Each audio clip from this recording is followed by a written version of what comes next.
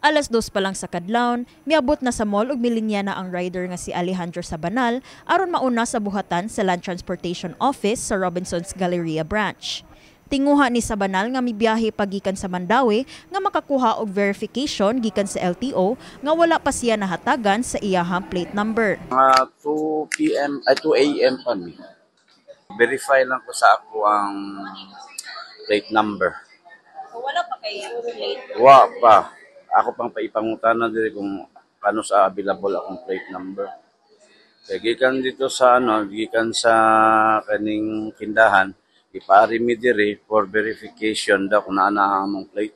Usa lamang si Sabanal sa gatusan ka mga motorista nga milinya karong adlaw sa buhatan sa LTO sa Maong Mall. Sama sa sitwasyon sa nakalabayng mga adlaw, gikan sa 4th floor miabot na sa 3rd floor sa mall, ang kataas sa mga naglinya nga buot mokuha sa ilang plate number ang pagpunsisok sa mga driver na gikan sa pagpagawa sa LTO sa Memorandum number 2024-2721, diin nalatid nga magsugod sila og panakop og pagsanksyon sa mga motorsiklo sugod Setyembre 1 nga wala misunod sa guidelines sa improvised o temporary motor vehicle or motorcycle plates. Dinhi sa LTO branch, nagkuha ang mga motorista og authorization letter pagpamatuod nga wala pa sila natagaan og plate number. Duna say nagtinguha sa pag-upload sa ilahang plate number sa LTO system ug ang uban misusi kung makuha na ba ang ilang mga plaka. Gisuwayan sab sa MyTV Cebu News Team nga mahinabi ang regional director sa LTO, apil na ang ilang mga staff apan wala kini motubag sa atong tawag ug wa mihatag og katin-awan kalabot ni ining dakong suliran sa mga drivers.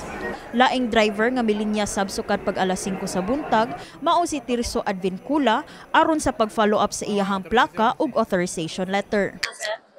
Follow up ko sa plaka. Then mo pag authorization ikan sa 5 pa ko diri pasado adlaw. Samtang ni Asoy silang Manuel Manolo ug Jesus Tumulak Jr. nga nakakuha na sa ilang plaka nga magpa-upload na lang sa ilahang mga plate numbers aron mailhan sila sa sistema. Kinira kong gamiton ko na yung mga checkpoint ko na tanga-tanga ng LTO. Sa di pa mo kan kuno expire, ipa-upload ko nun para kuno kini na magamit. Okay, dili pa man ipataod kung dili pa ma-upload. Katora siya kina. Kator siyang imbi-file o kining authorization. Temporary o kining importante kining authorization imong madao. Apan, mato di Tumulak nga nahasol siya sa kagubot sa proseso sa LTO ug wala na lang niya padayuna ang iyang pag-upload aron dili siya malangan sa trabaho. Lisod lang ma'am kay taas kay ang linya ba nga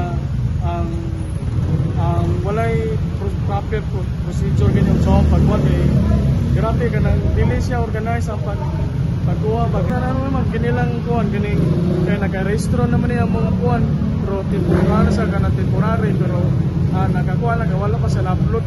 Ang upat ka mga individual nga nahinabi sa MyTV Cebu pipila lamang sa mga driver nga may absent sa trabaho ug milinya tibok adlaw sa kabalaka nga sila madakpan sa implementasyon na sa maong memorandum Lunes sunod semana.